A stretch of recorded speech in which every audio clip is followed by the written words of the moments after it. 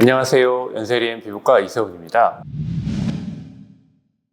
탈모 성지라는 말 들어보셨죠? 오늘은 탈모 성지에서 처방되는 조합약에 대해서 꼭 알아야 할 사실에 대해서 한번 얘기를 해보려고 합니다. 특히 성기능 감소와 불임 위험에 대해서 말씀을 드릴 예정이니까 끝까지 시청 부탁드립니다. 탈모 성지는 탈모약을 저렴한 가격에 처방해주는 병원을 뜻하는 말입니다. 탈모 성지들이 인기가 많다 보니 탈모 성지 오픈런을 한다는 신문 기사가 나온 적도 있고요. 이 탈모 성지에 가면 조합약이라는 것을 처방을 받을 수 있습니다. 탈모 성지의 주요 특징은 약값이 저렴합니다. 대부분의 탈모 성지는 그 주변에 굉장히 대형 약국이 있는 경우들이 있고요. 대형 약국에 가면 탈모 성지 병원에서 처방한 약들은 다른 지역의 약국보다도 조금 저렴하게 판매를 하고 있습니다. 또 이 처방 과정이 굉장히 빠르게 진행이 됩니다. 진료는 대개 1분 정도를 넘기지를 않고요. 간단한 문진 후에 거의 모든 환자가 거의 동일한 처방전을 받게 됩니다. 또한 주로 약물을 처방한다는 특징이 있는데 이런 병원들은 주로 탈모약을 처방하는 데 집중하고 모발이식이라든가 모낭주사라든가 하는 다른 복잡한 치료는 거의 하지 않습니다. 탈모 성지에서 처방을 받을 때 조금 유의하실 점은 아무래도 진단이 좀 부족할 수밖에 없습니다. 일부 탈모 성지에서는 제대로 된 진단을 하지 않고 모든 환자한테 거의 동일한 약을 처방하는 경우가 있고요. 사람마다 개개마다 그 증상이 다 다른데 개별 환자 상태에 맞지 않는 처방이 이루어질 수 있어서 조금은 주의가 필요합니다. 특히 탈모 성지에서 처방하고 있는 조합약들은 한두 가지 성분이 아니라 적어도 한 3가지, 4가지, 5가지 이상의 성분들을 처방하기 때문에 각각의 약에 대한 설명이 사실 필요한데 그런 설명이 거의 잘 이루어지지 않는다는 게 주의를 하셔야 될 점이고요. 또한 이 약들이 먹다 보면 부작용이 생길 수밖에 없습니다. 그런 부작용에 대한 설명이 좀 부족하다는 단점이 있는데 이 탈모 성지에서 이런 저렴한 약값이라든가 장기간 처방이라든가 이것이 다른 고가의 치료를 유도하기 위한 새로운 마케팅 기법으로 사용하는 경우가 있습니다. 실제로 새로 오픈하는 병원들 같은 경우에 탈모 성지로 소문이 나게 하는 마케팅 하는 경우도 있다고 알고 있습니다. 탈모 성지에서 처방하는 약들의 성분은 대개 4가지, 5가지 정도를 조합해서 나오게 되는데 피나스테리드 1mg 혹은 피나스테리드 5mg 혹은 두타스테로이드 0.5mg 흔히 프로페시아, 프로스카, 아보다트라고 알려져 있는 약들이죠. 이 약들 중에 하나 혹은 2가지가 반드시 들어갑니다. 그 외에 미녹시딜 5mg 한 알짜리가 들어가게 되고 스피로놀락톤 25mg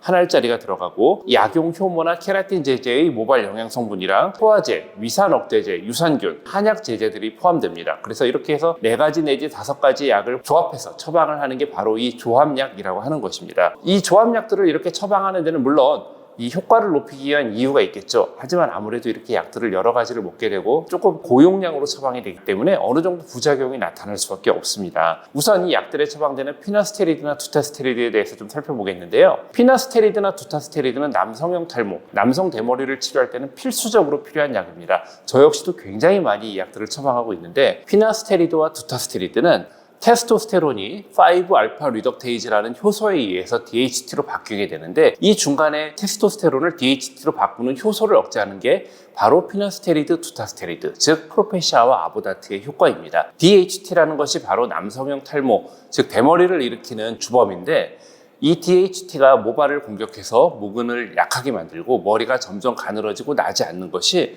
바로 남성형 탈모입니다. 이 피나스테리드와 두타스테리드를 쓸 때도 성기능 부작용이 일부 조금 나타나는 경우가 있습니다. 약을 드시는 분의 한 2 내지 5%의 사람에서 성욕이나 발기가 조금 부족해지거나 아니면 사정량이 줄어드는 것 같은 성기능 감소를 느낄 수가 있습니다. 하지만 이런 성기능 감소는 약을 복용하는 기간이 길어지면서 점점 사라지게 되고 대부분은 이런 성기능 감소를 느끼지 못하게 됩니다. 그 이유는 DHT를 감소시킨다 하더라도 우리가 주된 남성 호르몬인 테스토스테론은 이 약을 먹어도 그대로 있거나 혹은 오히려 약을 먹기 전보다 증가하는 경우가 많기 때문에 정자의 운동성이나 모양, 숫자 같은 아이를 임신하고 하는데 가장 중요한 그런 인자들에는 영향이 굉장히 미미합니다. 따라서 불임이나 태아 기형 관련 영향은 거의 없다고 보셔도 됩니다. 이외에 스피로놀락톤이라는 약이 조합약에 거의 대부분 들어가게 됩니다. 이 스피로놀락톤이라는 약은 원래 고혈압을 치료하기 위한 이뇨제로 개발이 된 약입니다. 하지만 이것에 남성 호르몬을 억제하는 효과도 있기 때문에 이것을 남성 탈모 치료에도 사용하게 됩니다. 그런데 이 스피로놀락톤은 두타스테리드나 피나스테리드하고는 다르게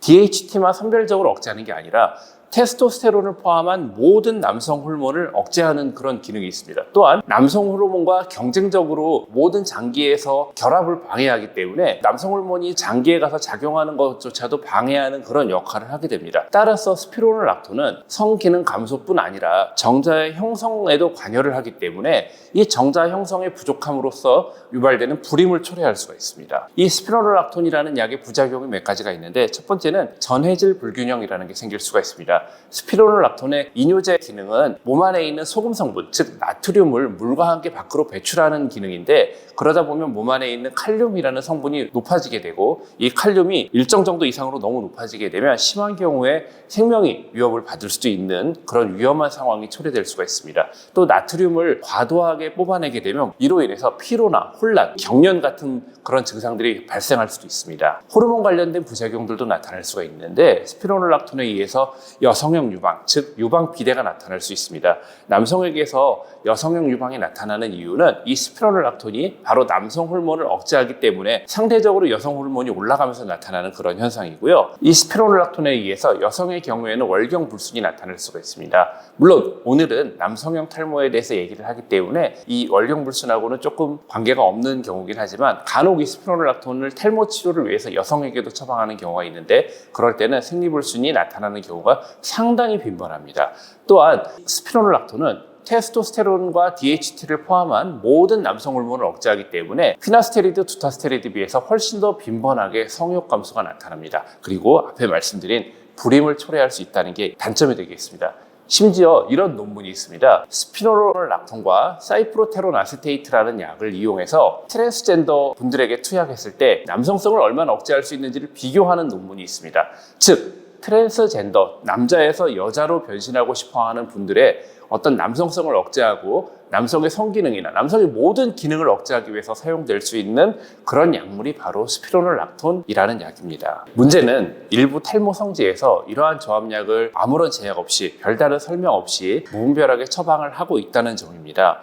환자들에게 충분한 정보를 제공하지 않은 채 처방을 진행하는 경우가 많아서 이런 부작용에 대한 경각심이 좀 반드시 필요할 것 같습니다. 탈모 치료는 매우 중요한 문제죠. 이 탈모로 인해서 나타날 수 있는 사회적인 위축이라든가 외모에 대한 그런 불만이라든가 다양한 문제들이 생길 수 있습니다.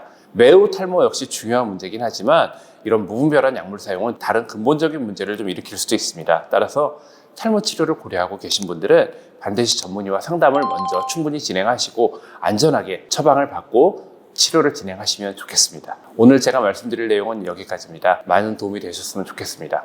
감사합니다.